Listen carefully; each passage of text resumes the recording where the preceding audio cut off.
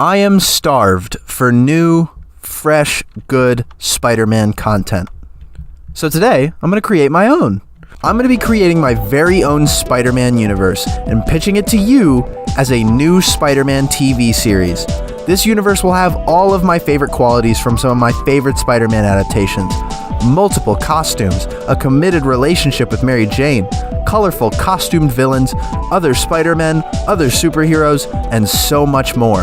Of course, this is an adaptation, so changes will be made to the source material, but only slight ones, because I feel like we have way too many adaptations that just want to flip the source material on its head. I'll be trying my best not to mess with the source material in a way that's widely harmful. Now, without further ado, let's talk about the man at the center of it all, Spider-Man.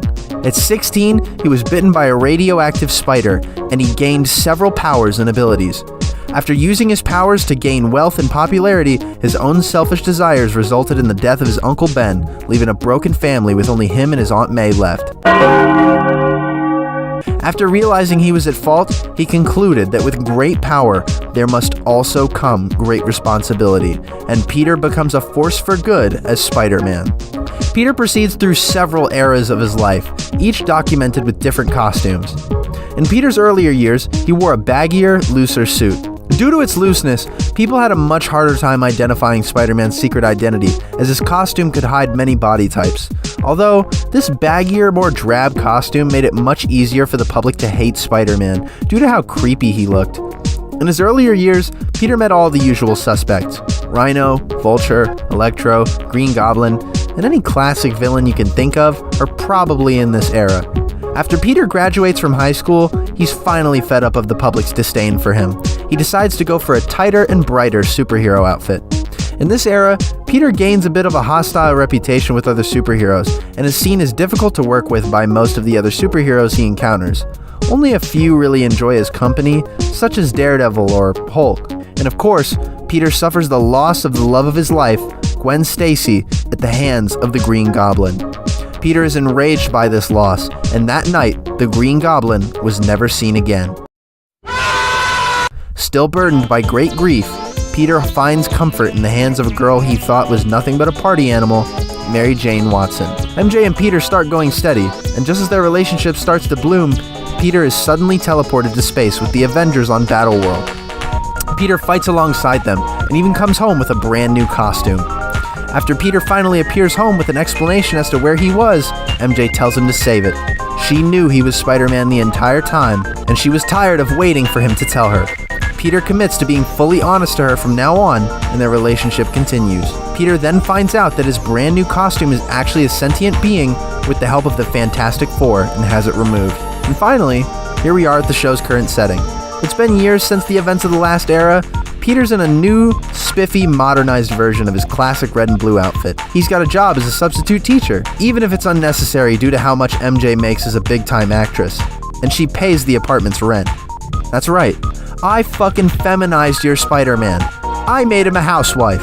I'm not nobody's housewife. Make me a sandwich!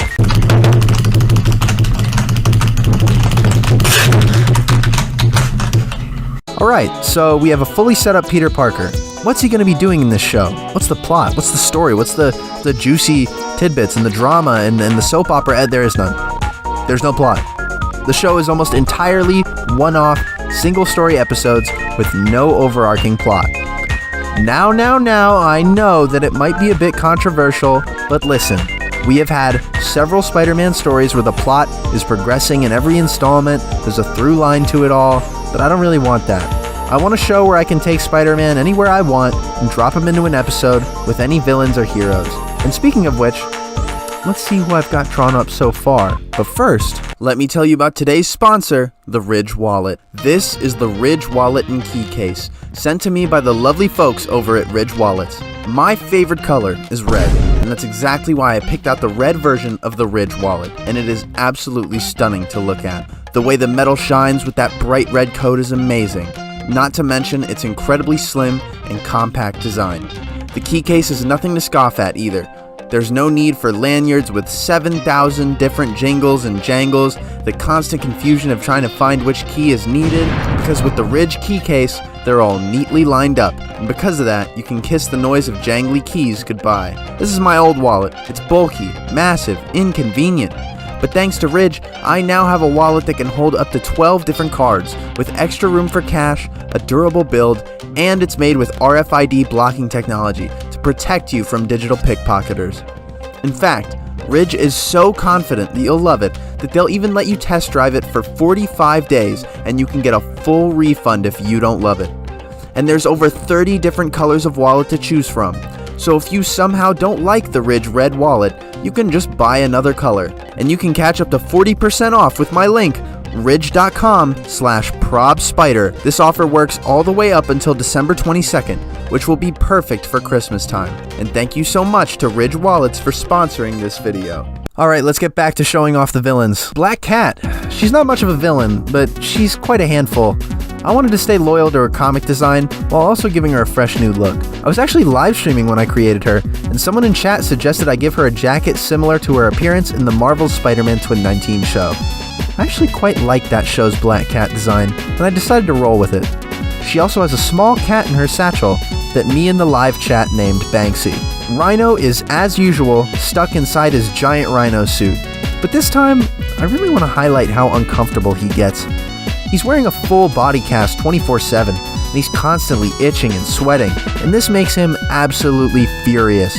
He sees every mission as an outlet for his pent-up aggression, spurred on by his discomfort. He's easily manipulated by Spider-Man, not because he's stupid or anything like that, because he's constantly so angry that his rational thinking is very clouded. This makes him a very useful tool whenever Spider-Man is fighting the Sinister Six. Dr. Octopus is one of the most petty and cruel Spider-Man villains out there. He's constantly talking with such an intellectual diction and anger in his voice, and I want that to be on full display with this adaptation. I would also like him to be voiced by the actor who played Dwight in The Office. I also think that that's incredible movie casting too.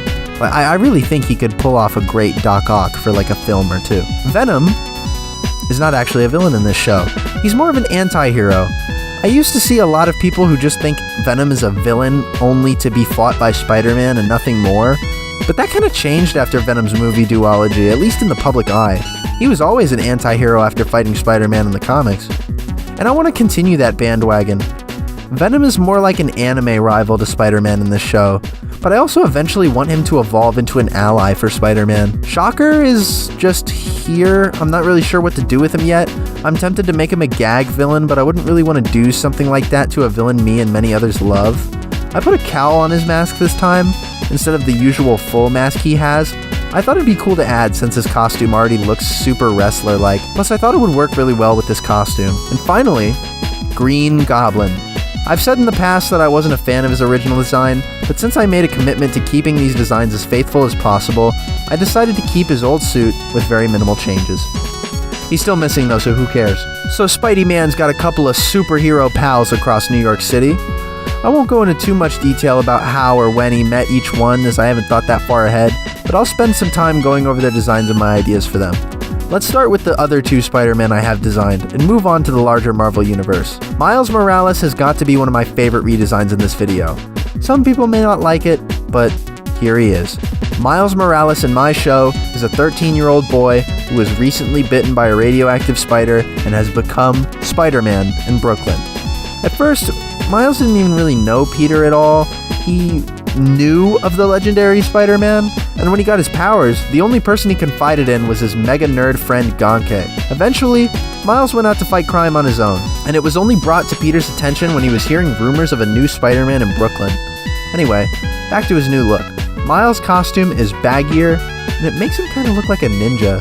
I did this to intentionally make his silhouette more distinguishable from Pete. His suit is usually blank in terms of webbing, but when he uses the Venom Blast, electric web patterns cover his costume. That's all. Now let's get to the clone. Ben Reilly is not going to be killed off. Thank you. Thank you. I'm a man of the people. Subscribing will be fine. I'll take that as payment for not killing off Ben Reilly. Thank you. Thank you. This is my Scarlet Spider. I was really tempted to give Ben the same ninja turtleneck thing Miles has, but but I wanted to make Miles' outfit more special, so I refrained. There's not really much to say. After the events of Ben's cloning, he kinda just fucks off and does his own thing. Hence all the different costumes in the concept art.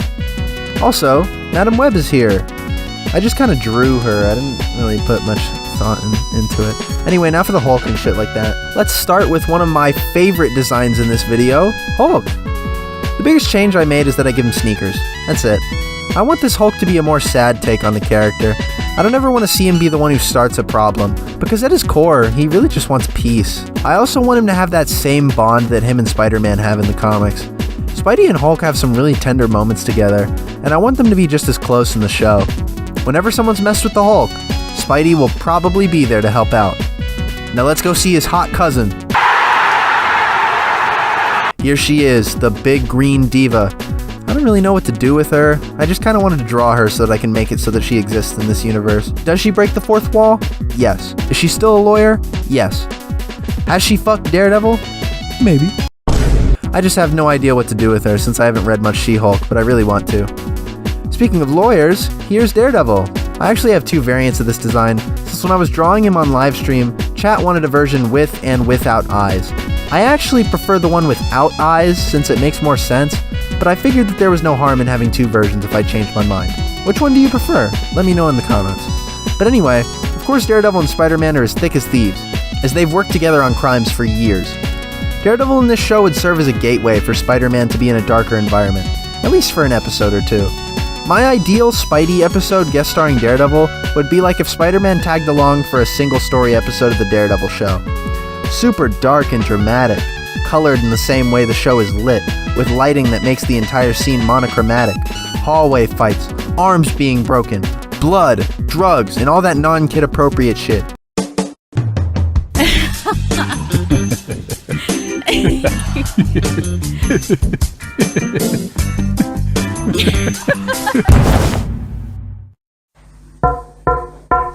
Sorry.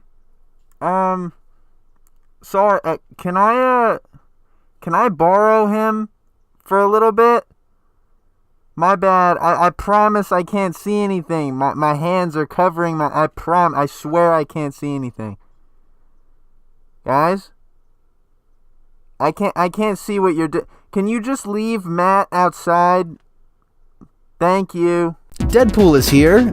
I wanted to simplify his costume a bit as I find that a lot of his designs make him look too tactical for my taste. While I was drawing Deadpool on live, a lot of people were screaming at me in chat because I forgot to give him his guns. But that is not so. I intentionally skipped out on giving Deadpool his guns for a fun new reason. See, Deadpool likes to have fun, and nothing's more fun than a good challenge.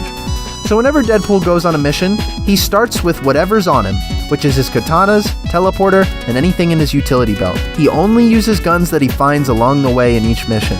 I also want him and Spidey to have their usual relationship, but I want them to bicker much more than they usually do, as opposed to Spidey cussing out Deadpool and Deadpool just making kissy faces at him. Next up is Iron Man. I've not really got anything special to say about him, other than the fact that I gave him back thrusters and a pill-shaped head. He's essentially just the Tony Stark you all know and love. Despite how little I have to say, I actually really love my Iron Man design. It's probably one of my favorite designs I've made for this video. Something about the contrast of the bulky red shapes and the golden yellow slimmer pieces. This is Captain America, and you'll notice something very different about him. He has a cape. Now, hold on. The reason I gave him a cape was because I wanted to make him more flashy, and I also wanted to give him a super sweet reason for it too. The cape is easily detachable, which makes it so that Cap can use his cape as a blanket to comfort trauma victims. Or suffocate someone with it in the name of America, I guess.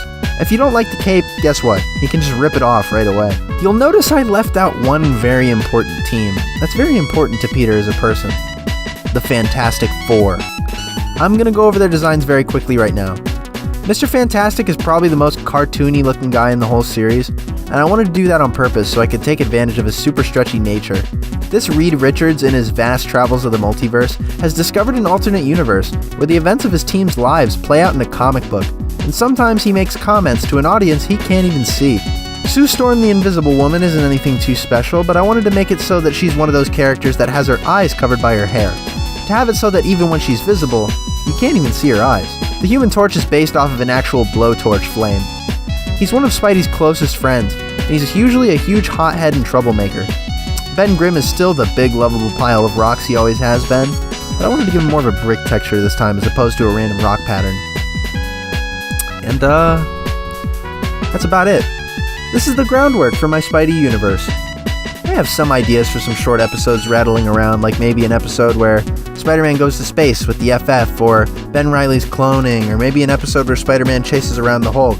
Definitely an episode about Miles or something. But I haven't written anything for them, so I don't know if I ever will. But if this video does well, I will definitely consider making some shorts where I animate episodes of this show, or maybe even full-length episodes.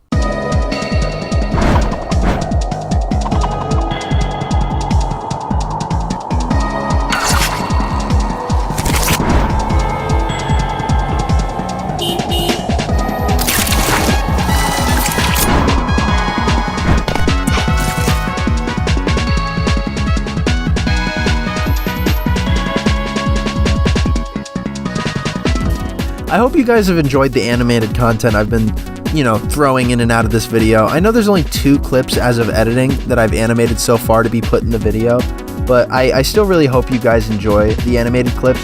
Again, if this video does really well, I will animate a single episode. And if that episode does really well, then I will animate a second episode, and on and on and on and on. I should set a like goal. If this video gets... How many likes do I usually get on a video? Let me check. I know this is like at the end of the video too, so I have to make sure this video is I have to make sure the like goal is low, because I know not a lot of you are here. Okay. How about this? If this video gets 5,000 likes, I will animate a Spider-Man animated series. How about that? I'll have to put a like goal at the beginning of this video so that would be made actually possible. Anyway, thank you all so much for watching. Sorry for putting an ad in the middle of the video. There's gonna be another ad in the future. I'm sorry. It's coming. Just know, it's coming.